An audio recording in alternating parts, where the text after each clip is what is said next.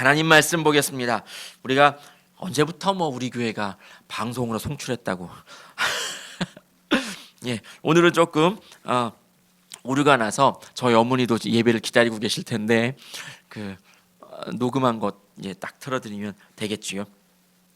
하나님 말씀 베드로전서 2장 우리 4절부터 8절까지 말씀 보겠습니다. 베드로전서 2장 4절부터 8절까지 우리 천천히 합독하겠습니다. 시작. 주님께 나아오십시오. 그는 사람에게는 버림을 받으셨으나 하나님께는 택하심을 받은 살아있는 귀한 돌입니다. 살아있는 돌과 같은 존재로서 여러분도 집 짓는 데 사용되어 신령한 집이 됩니다. 그래서 여러분은 예수 그리스도로 말미암아 하나님께서 기쁘게 받으실 신령한 제사를 드리는 거룩한 제사장이 되십니다. 성경에 이런 말씀이 있습니다. 보아라, 내가 골라낸 귀한 모퉁이 돌 하나를 시온에 둔다. 그를 믿는 사람은 결코 부끄러움을 당하지 않을 것이다.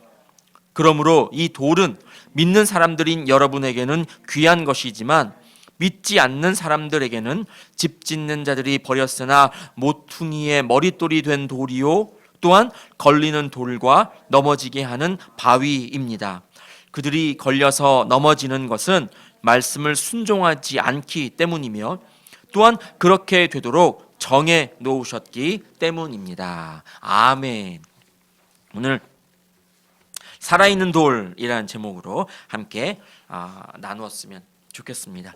코로나19 지금 시대라고 그러잖아요. 코로나19 시대에 선풍적인 세계적으로 선풍적인 인기를 끌고 있는 밴드가 하나 있습니다. 우리나라 밴드인데요. 여러분 들어보신 분도 계시고 처음 들어보시는 분도 계실 텐데 이날치 들어보셨습니까? 영상 보셨습니까? 한국관광공사에서 우리나라를 홍보하려고 만든 그 영상에 노래를 이날치라고 하는 밴드가 불렀고요. 앰비규어스라고 하는 춤 댄스 팀이 그렇게 춤을 췄습니다. 우리나라 곳곳을 소개하는 영상인데요. 이게 다행히 이 유튜브로 송출하는 게 아니기 때문에 저작권에 되게 신경 쓰이고 있거든요. 맨 처음에 아무 생각 없이 그림 하나를 따서 이렇게 꾸며서 한번 했잖아요. 그랬는데 유튜브에서 노란 딱지가 저작권에 딱 있는 그래서 막 찾았더니 다행히 그 그림은 저작권 아무 상관없는 거여서 그러고 말았는데요. 아주 그렇게 날카롭게 지적을 딱 하더라고요. 한 씬에도 그렇게 딱 찝어내더라고요. 유튜브가 무서운데 그래도 한국관광공사니까 이 영상 보여드리는 건 괜찮겠죠. 한번 잠깐 볼까요?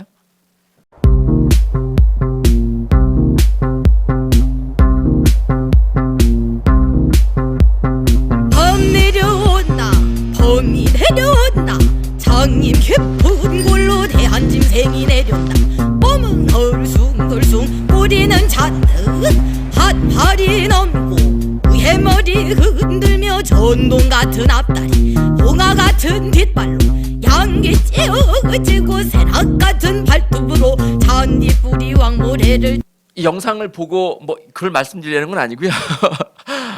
제가 이걸 보다가 왜 밴드 이름이 이날치예요? 라고 하는 질문에 답하는 걸 듣고 여러 생각을 좀 했거든요. 이날치 사람 이름이랍니다. 조선시대 때 아주 신출 규모란 광대 이름이래요. 줄타기를 아주 끝내주기 잘하는 광대이면서 소리꾼으로도 유명한 조선시대 때 사람인데 마치 이 줄타는 모습이 바다의 날치와 같아서 이름을 날치 붙여서 이날치라고 불린답니다. 광대니까 천민이 읽을 것이고 이름도 별로 없겠죠. 그러니까 이날치로. 그런데 조선시대 사람이라니까요. 그 사람은 21세기의 사람이 밴드 이름에 붙였습니다. 그렇게 기억하고 회자하고 있습니다. 그 말을 들으면서 곰곰이 생각했습니다.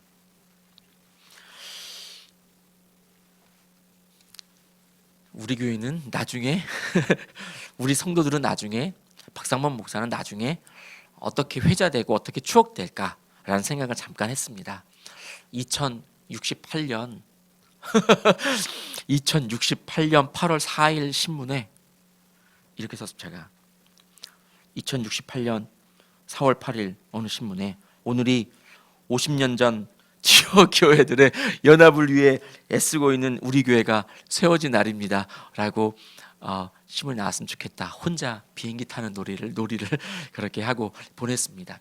하나님의 이름으로 세워진 우리 교회가 하나님 일을 하겠다고 세워진 박상범 목사가 하나님을 열심히 믿겠다고 다짐하고 주님 앞에 나오는 우리 군사인 우리 성도들이 앞으로 후에 다음 세대에 다다음 세대에 어떻게 회자될까 여러분 그 생각을 하시고 그치 약간 두려운 마음을 가지고 그렇게 사셨으면 좋겠습니다. 이날치라는 사람이 2020년에 자기 이름으로 된 밴드가 나올 줄 알겠습니까? 우리도 어떻게 될지 모르니까요. 열심히 주님의 이름으로 살았으면 좋겠습니다.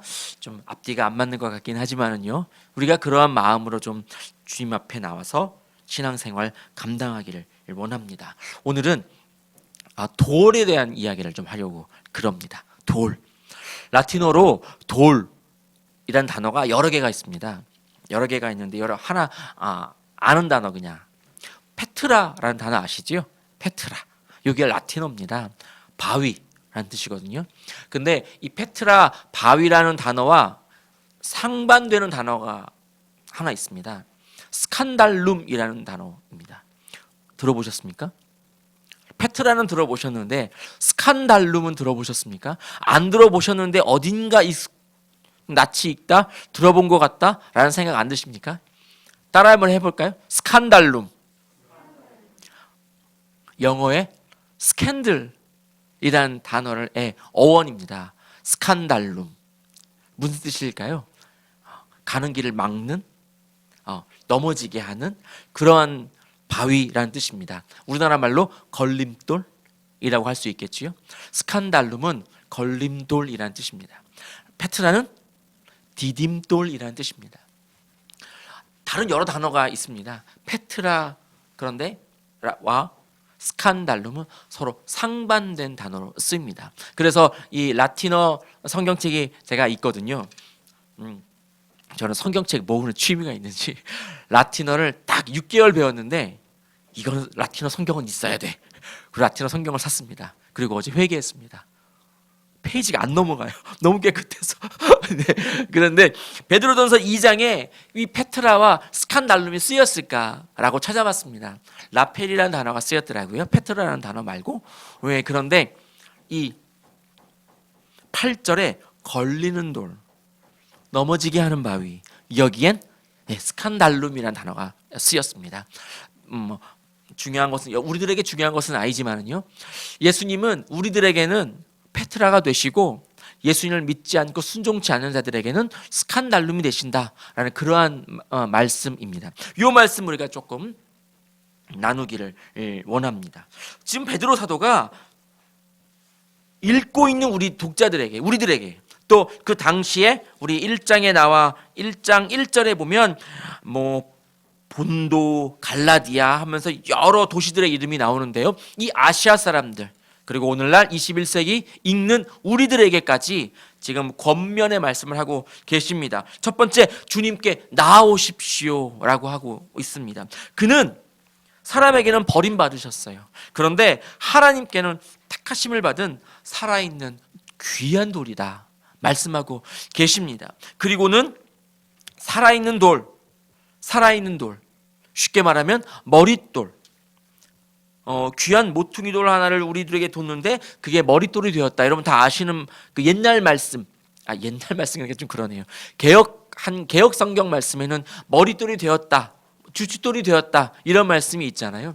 그러니까 그 살아있는 그 돌이 우리들에게 든든한 지금 반석이 되고 있다. 제가 지금 머릿돌이 뭔가 단순히 머릿돌이 1900 몇 년 이 건물 세워지다 그게 머릿돌인 줄 알았거든요. 저는. 근데 그게 머릿돌이 아니더라고요. 주춧돌이 아니더라고요. 사진 한번 볼까요? 다 아시는 거긴 한 요게 주춧돌 머릿돌이더라고요. 예, 그러니까 저 돌이 있어서 저 대청마루 저 건물을 지탱하는 거잖아요. 근데 지금은 저렇게 아주 반들반들하게 깎아서 다져서 그랬는데 옛날에는 저렇게 반질반질하게 하면 넘어가고 하니까 거친 돌 그냥 이렇게 박았대요. 그래서 그 위에 건물을 올려서 요게 이렇게 날카롭고 거치니까 이렇게 땅바닥에 팍 박혀서 든든해진다고 그러더라고요. 지금 우리 예수님께서는 우리들에게 이러한 존재다라는 말씀을 하고 계십니다. 살아있는 돌. 지금 베드로 사도가 지금 이 아시아 본도, 갈라디아, 갑바도기아 이런 아시아 사람들에게 권면하고 있는 것은 뭐냐면 너희들 사이사이에 너희를 유혹하고 넘어뜨리는 우상 숭배자들이 얼마나 많니? 이교자들이 얼마나 많니? 너희들이 지금 그 가운데 있다고 말씀하고 있어요. 너희들이 그 가운데 있는 거예요. 여러분 그런데 이상하게 예수님이 우리나라 속담에 남의 떡이 더 커 보인다라는 속담이 있잖아요. 남이 갖고 있으면 그게 훨씬 더 좋아 보이고 남이 노래 부르고 있으면 그게 훨씬 더 멋있어 보이고 남이 믿고 있으면 그게 훨씬 더 화려해 보여요. 이교자들이 옆에서 막 이런 모양으로 신앙생활하고 있고 저런 모양으로 신앙생활하고 있어요. 그런데 나를 돌아보니 나는 너무 초라하고 나는 너무 힘들고 그런 거죠. 그 가운데 지금 너희들이 있다. 그런데 지금 베드로 사도 나는 너희들에게 이 말밖에 할 게 없다는 거예요. 종말론적인 신앙을 가져라. 그 말밖에 할 게 없다는 거예요. 여러분 댁에 돌아가셔서 베드로전서를 쭉 읽어보십시오. 1장부터 종말적인 신앙을 가져라. 그 말씀만 하고 계십니다. 여러분 종말적인 신앙이 뭐예요? 참으라, 견디라, 버텨라 이런 거거든요. 말세에는 우리를 유혹하고 넘어뜨리려는 것들로 가득 차 있거든요. 우리가 그 가운데에서 이겨내야 되는 거예요. 견뎌야 되는 거예요. 신앙생활의 가장 중요한 것은 뭐냐면 처음 첫사랑을 우리가 잊지 않고 있는 것 중요하고 마지막 나의 모습이 중요해요. 마지막 나의 모습. 과정이 중요하지 않다라는 건 아니에요. 그러나 마지막에 내가 지금 어떠한 모습으로 서 있느냐 그것도 정말 중요해요. 내가 마지막에 예수님을 바라보고 있느냐 아니면 우상 숭배 그 아무 힘도 없는 그 신을 바라보고 있느냐 내가 지금 어디에 서 있느냐 그것이 중요하단 말이죠. 마지막에 그러기 위해선 내가 지금도 충실하게 잘해야 되는 것이죠. 개차반처럼 살다가 마지막 때 하나님 뿅 이럴 수는 없어요. 사람은 거기에 물들어 있어서 끝내 넘어지고 마는 것이죠. 마지막에 내가 우리 주님을 바라보기 위해서 부끄러움을 당하지 않기 위해선 지금 이 시간에도 하나님만을 붙잡고 있어야 한다는 것입니다. 지금 베드로가 구약 이사야 말씀을 이렇게 막 인용해 가면서 우리들에게 말씀하고 계십니다. 여러분 주춧돌을 누가 놓았을까요? 머릿돌을 누가 놓았을까요? 욥기 말씀을 보면 그 대답이 있습니다. 우리 욥기 38장 말씀을 한번 볼까요? 우리 같이 읽겠습니다. 시작. 기둥을 잡고 있느냐? 누가 땅에 주춧돌을 놓았느냐? 여러분 이거에 답을 하실 수 있으십니까? 누가 땅에 주춧돌을 놓았지요? 하나님이시잖아요. 하나님 우리 주님께서 우리 땅에 주춧돌을 놓아서 버티게 하고 계신다는 겁니다. 페트라가 되시는 우리 주님은 하나님이 택하셔서 우리가 넘어지지 않고 서 있을 수 있도록 우리를 든든하게 붙잡고 계신다는 겁니다. 베드로는 여기에서 한 걸음 더 나아갑니다. 본문 5절에 보면 살아있는 돌과 같은 존재로 살아있는 돌은 예수 그리스도와 같은 존재로 우리도 집 짓는 데 사용된다. 그렇습니다. 예수님이 주춧돌이 되고 머릿돌이 되어서 든든함을 유지하고 있고 그 반석, 그 페트라 위에 우리도 거룩한 집의 구성원이 된다라는 것입니다. 여기서 한 걸음 더 나아가서 베드로는 너희들이 거룩한 제사장이다 라고 말씀하고 있는 거예요. 든든하신 하나님, 그 든든하신 우리 주님을 우리가 붙잡고 나아가기를 원합니다. 돌 변하지 않는 거거든요. 사실은 막 비바람이 오고 막 그래서 풍화작용이 일어나서 기괴한 모양을 하고 있긴 하지만 어쨌든 돌, 바위 이런 것들은 우리들의 인식은 변하지 않는 거예요. 묵묵히 그 자리에 있는 거거든요. 그래서 사무엘상 말씀에도 사무엘 하 말씀에도 또 여호수아와 이스라엘 백성들이 요단강을 건널 때에도 뭘 하나씩 갖고 갔지요? 돌을 하나씩 갖고 갔다고요. 세워놓고 주님이 나를 도와주셨습니다. 여기까지 나를 도와주셨습니다. 사무엘상 말씀에 에베네셀이라고 하는 그러한 것처럼 돌은 변하지 않는 거라고요. 에베네셀. 하나님이 나를 여기까지 도와주신 도움의 돌과 같이 변하지 않고 끝까지 나를 지켜주신다. 그런 뉘앙스 아니겠습니까? 오늘 이 살아있는 돌 예수 그리스도께서 우리를 택하시고 우리로 하여금 그 위에 서 있을 수 있도록 말씀해 주신다라고 하는 겁니다. 이사야 28장 16절 말씀을 인용했어요. 베드로 사도가. 우리 같이 이사야 말씀을 읽겠습니다. 시작. 그러므로 주 하나님께서 이렇게 말씀하신다. 내가 시온에 주춧돌을 놓는다. 얼마나 견고한지 시험하여 본 돌이다. 이 귀한 돌을 모퉁이에 놓아서 기초를 튼튼히 세울 것이니 이것을 의지하는 사람은 불안하지 않을 것이다. 아멘. 하나님이 이 돌을 시온에 놓는데요. 시온은 우리가 있어야 될 곳, 우리가 서 있어야 될 곳. 시온은 오늘날 예루살렘을 가리키는 것은 아닙니다. 하나님 나라를 말합니다. 그냥 그렇게 우리가 이해를 하셔야 됩니다. 그래서 백투 예루살렘으로 해서 예루살렘으로 돌아가자, 뭐 이러한 사상은 좀 위험한 사상입니다. 시온의 주도를 놓았어요. 우리들에게 예수님을 지금 허락해 주셨어요. 얼마나 견고한지 시험해 봤대요. 예수님은 하나님이시니까 하나님 스스로가 나는 너희들에게 이러한 모습으로 왔다 말씀하고 계십니다. 이 귀한 돌을 모퉁이에 놓아서 기초를 튼튼히 세운다 라고 말씀하십니다. 그런데 오늘 읽은 이 본문 말씀에 보면 부끄러움을 당하지 않을 것이다 라고 그랬거든요. 근데 이사야 28장에는 불안하지 않을 것이다 라고 우리 세번역 성경에 그렇게 되어 있습니다. 부끄럽지 않을 것이다. 불안하지 않을 것이다. 여러분, 우리가 이거는 설교에 준비가 안 된 건데 어제 다니엘 기도회 때 간증했던 분 동참하셨으면 아시겠죠? 그분이 그렇게 9년인가요? 그렇게 성폭행을 당하고 뭐 이러한 것을 했는데, 근데 이것을 자기가 입 밖에 내지 않고 꽉 갖고 있으면 계속 불안한 거예요. 불안하지 않을까요? 또 부끄러울 거예요. 내가 앞에 이 말을 하면은 어떻게 될까 하면 부끄러움과 불안함에 막 있을 거예요. 근데 그 간증자가 뭐라 그랬냐면, 여러분 그런데 교회에서 말을 안 하면 어떡합니까? 교회에서 말을 안 하면 여러분 어디 가서 말하겠습니까? 이런 거거든요.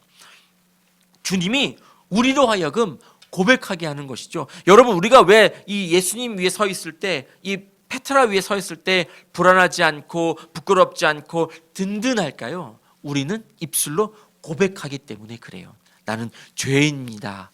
나는 죄인입니다. 죽어야 할 존재입니다. 라고 고백하기 때문에 우리는 부끄럽지 않은 거예요. 더 이상 불안하지 않은 거예요. 그분이 든든한 거예요. 예수님은 말씀으로 우리를 고쳐주시고 우리를 깨끗하게 사해 주시고 거기에 한 걸음 더 나아가서 너 의로 와 라고 위로해 주시거든요. 주님이 우리들에게 원하시는 것은 바로 이런 것인 줄 믿습니다. 지금 여러 아시아에 있는 이 사람들이 그 사이사이에서 주위를 바라보는 거예요. 야, 부러운데? 정말 풍성하게 사는데? 부러운데?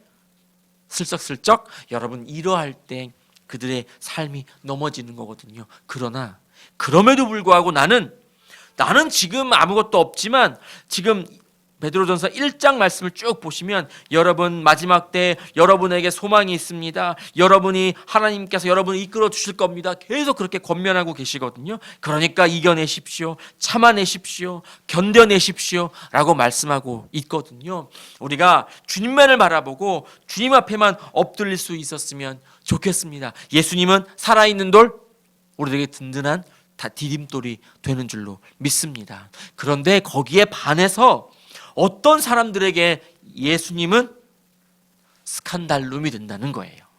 걸림돌이 된다는 거예요. 오늘 본문 8절 말씀 한번 다시 봐볼까요? 우리 같이 읽겠습니다.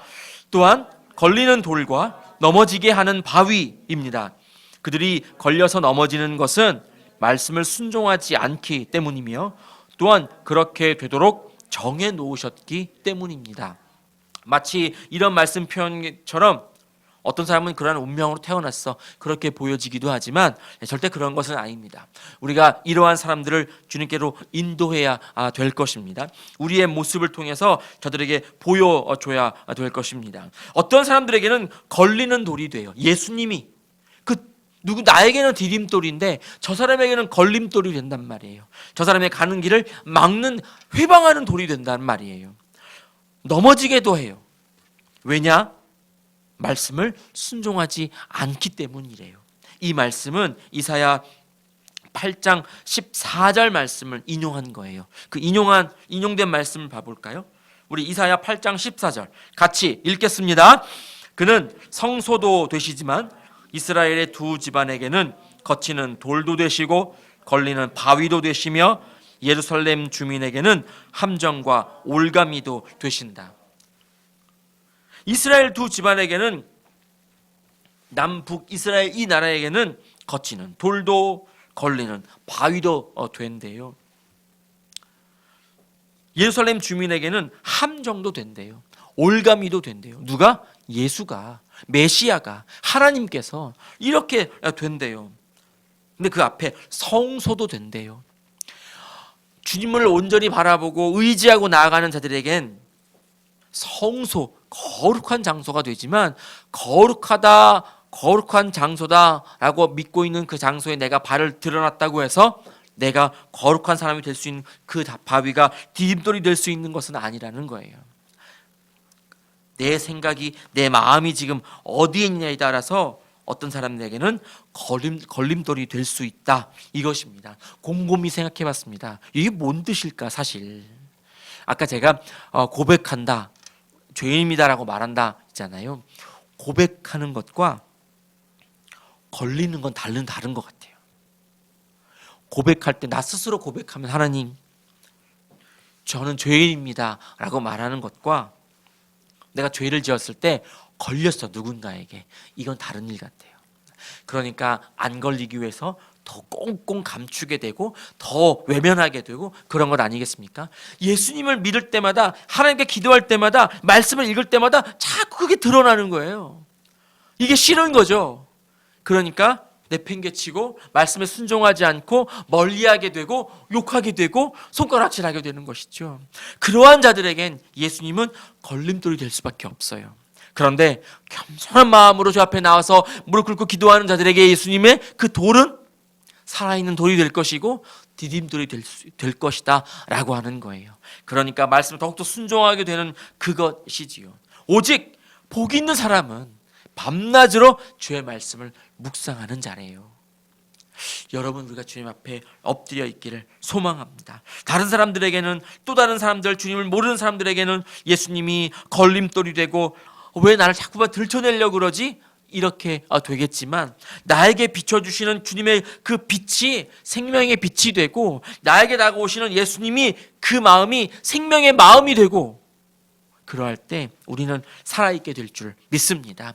예수님처럼 살아있는 돌이 되어서 거룩한 하나님의 나라를 이루어 나아가는 그러한 구성원이 될 줄로 믿습니다. 주님 앞에 온전히 엎드렸으면 좋겠습니다. 지금 베드로 사도가 우리들에게 이러한 말씀을 하고 있는 거예요. 성령님이 우리들에게 이러한 말씀을 하고 있는 거예요. 화면으로는 준비하지 않았습니다. 그런데 그 다음 절 본문 다음에 그 유명한 말씀이 나오잖아요. 여러분은 택하심을 받은 족속이요 왕과 같은 제사장이요 거룩한 백성이요 하나님의 소유가 된 백성입니다라고 말하고 있잖아요. 어떠할 때? 예수 그리스도가 우리 삶의 디딤돌이 될 때, 그럴 때 우리는 하나님의 거룩한 백성으로 살게 될 줄로 믿습니다. 아무튼 그런데 7절 말씀에 보면 이 돌이 뭔 돌이냐? 집 짓는 자들이 버린 돌이래요. 이 말씀은 시편 118편 말씀을 인용했거든요. 인용된 말씀 잠깐 볼까요? 시편 118편 22절 23절이에요. 우리 같이 읽겠습니다. 집 짓는 사람들이 내버린 돌이 집 모퉁이의 머릿돌이 되었다. 이것은 주님께서 하신 일이니 우리의 눈에는 기이한 일이 아니랴. 아멘. 전문가가 아니라서 뭐 잘 모르겠습니다. 그런데 전문가가 아닌 제 눈에도 집 짓는 사람들이 돌을 버렸대. 이 돌은 쓸모가 없어 그러니까 버린 것 아니겠습니까? 집 짓는 사람, 그 전문가들에게는 이 돌이 쓸모없는 거예요. 그러니까 버리지요. 그런데 그 버려진 돌이 집 모퉁이의 머릿돌이 되었대요. 아까 그 보여드린 그 건물을 탁 받치고 있는 그러한 돌이 되었대요. 그러니까 아까 말씀드린 것처럼 거칠고 깨끗하게 그 정지를 당해가지고 제가 용어를 모르겠는데 반질반질 되어 있는 그러한 돌이 아닌 거잖아요. 그냥 자연 원석처럼 그렇게 막 있는 돌이잖아요. 다이아몬드나 뭐 이런 것들은 원석으로 있으면 물론 그것만으로도 가치가 있겠지만 깎아내고 막 반질반질하게 만들면 더 가치가 높아지는데 이 돌은 집 짓는 사람들이 내버렸대요. 그 돌 그대로 가져다가 누가? 주님께서 하셨다는 거잖아요. 시편 118편에. 이게 얼마나 인간의 우리들의 눈으로 볼 땐 기이하냐. 주님이 보실 때는 아닌 거죠. 예수님이 우리들을 받쳐두고 있는 그 돌이 되셨어요. 예수님은 당신이 태어난 그 고향에서조차 친척들에게조차 환영받지 못한 그러한 존재였잖아요. 그러한 사람이었잖아요. 그러한 아들이었잖아요. 그럼에도 그분은 메시아 하나님이시다라고 하는 것이죠.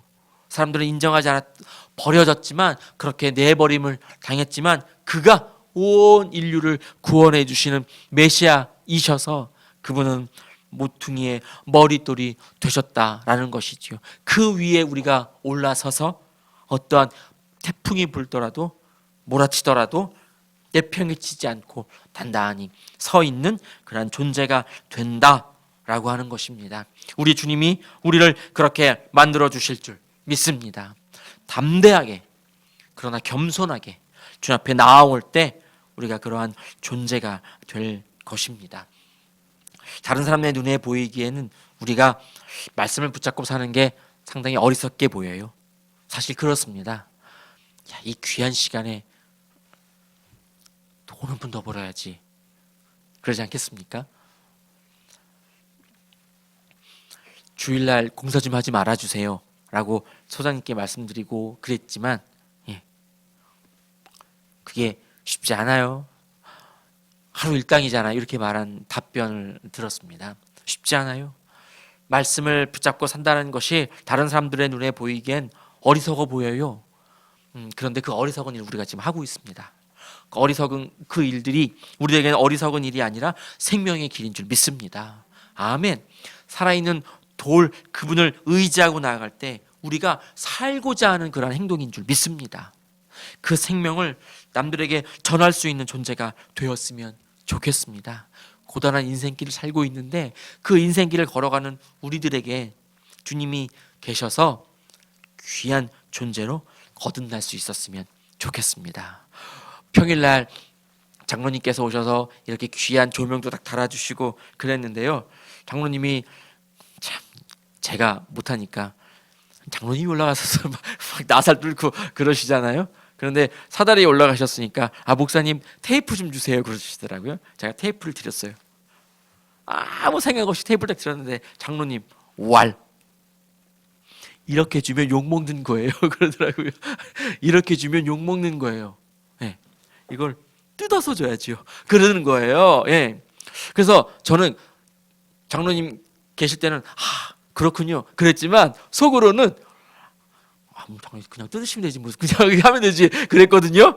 그래서 근데 이제 그 우리 제 형한테 얘기했나 그랬는데 사람 야 그건 당연히 뜯어서 줘야지 당연히 뜯어서 줘야지 그거는 시다 그 역할이 아니라는 거예요. 예, 다 각자에게 주어진 역할이 있습니다. 근데 그 역할을 모르면 욕 먹는 거예요.